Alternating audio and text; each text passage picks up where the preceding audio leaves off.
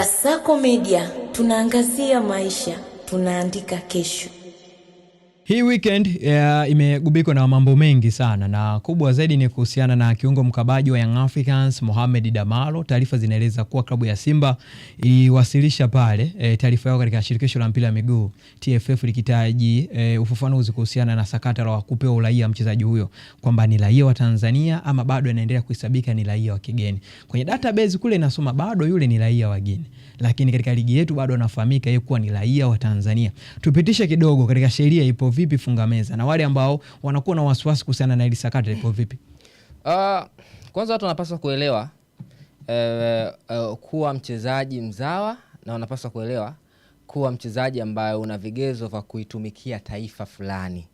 Kuna watu wengi wanachanganya hapa kuwa mchezaji mzawa na kuwa mchezaji ambaye ana access ya moja kwa moja kutumika taifa moja ama taifa lingine. Ukimwangalia Mohamed Damaro kwa mujibu wa FIFA ana haki ya kucheza ndani ya kikosi cha Young Africans kama mchezaji mzawa, lakini ana haki ya kucheza kama mchezaji raia wa Tanzania kunako timu ya taifa ya Tanzania.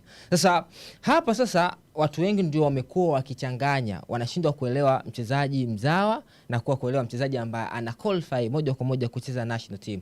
Ukiangalia Mohamed Damaro amebadilisha uraia na kuwa raia wa Tanzania, kwa maana sasa hivi ana haki ya kupiga kura kama nilivyokuwa nayo mimi, sinuelewa, lakini pia vile vibali ambavyo alipaswa kulipiwa mchezaji wa kigeni, yeye sasa hivi alipiwi kwa sababu anasomeka kama raia wa Tanzania, kwa sababu tayari anamiliki passport ya wapi? Ya Tanzania. Kwa hiyo Mohamed Damaro ni raia wa Tanzania sababu tayari watu wenye mamlaka wameshambadilisha kuwa raia wa Tanzania.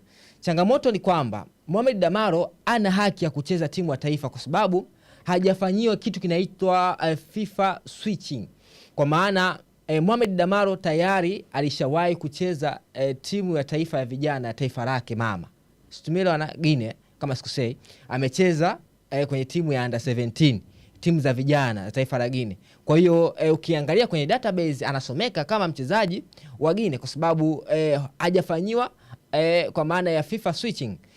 Wenye mamlaka ya kufanya FIFA switching ni shirikisho husika kwa maana ya TFF wao.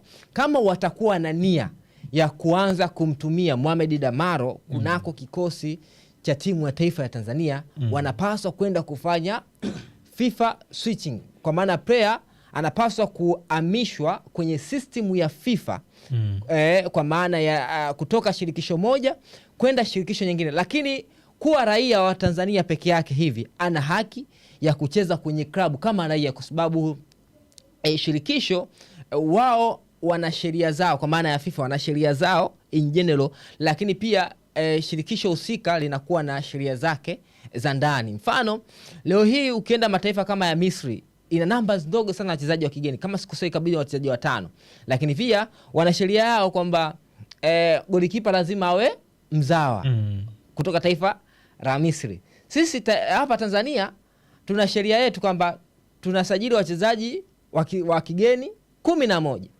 lakini kwa mataifa mengine wanasajili wachezaji wa kigeni 3, inategemea na namna ambavyo mnaendesha. Kwa maana kuna sheria ambazo zipo za FIFA, lakini kwa sheria za nchi. Kwa maana hapa ukija kwa ndani, Mohamed Damaro bado ana access ya moja kwa moja kucheza kama mzawa, lakini ana access ya kuchezea timu ya taifa ya Tanzania.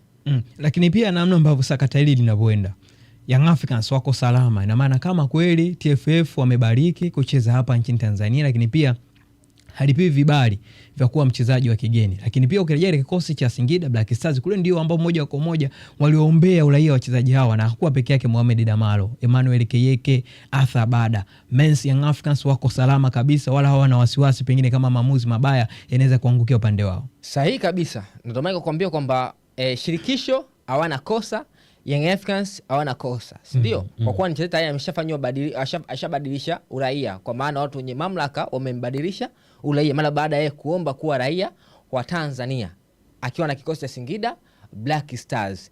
Changamoto ingekuja endapo kama timu ya taifa ya Tanzania itamtumia Mohamed Damaro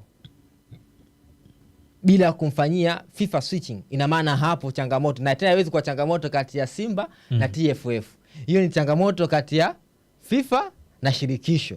kwa maana atakuwa amekiuka matakwa ya shirikisho la mpira wa miguu duniani. Kwa maana dunia inatambua kwamba mchezaji anapaswa kufanyiwa hiyo FIFA switching, atoke kwenye shirikisho moja kwenda shirikisho lingine, na mwenye mamlaka kufanya hivyo ni shirikisho la mpira wa miguu kwa maana ya TFF, sio Yanga wala Singida Black Stars, kwa sababu wao hawana mandate ya kwenda kuliomba shirikisho limbadilishe mchezaji nini uraia. Sisi tumeelewana hapo. Yani leo hii Yanga hawana mandate ya moja kwa moja kuifuata shirikisho la mpira wa miguu duniani kwa maana ya FIFA kuhitaji kumbadilisha Damaro uraia. Kama maana hapa wameruka stage.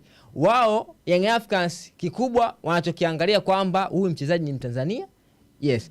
Swala la vigezo kuqualify hilo ni swala la TFF. Kwa maana TFF wao ndio wenye mamlaka kuangalia kama wana nia ya kumtumia huyo mchezaji. Kunako timu ya taifa ya Tanzania ndio walipaswa kwenda kufanya FIFA switching, kumbadilisha mchezaji kutoka katika taifa moja kwenda kwenye taifa lingine, lakini sio Young Africans. Na ndio maana Young Africans walikosa hiyo power ya moja kwa moja kwenda kumwombea Damaro kuwa raia wa taifa la Tanzania. Yes. Shukrani sana Funga Meza. Asante sana.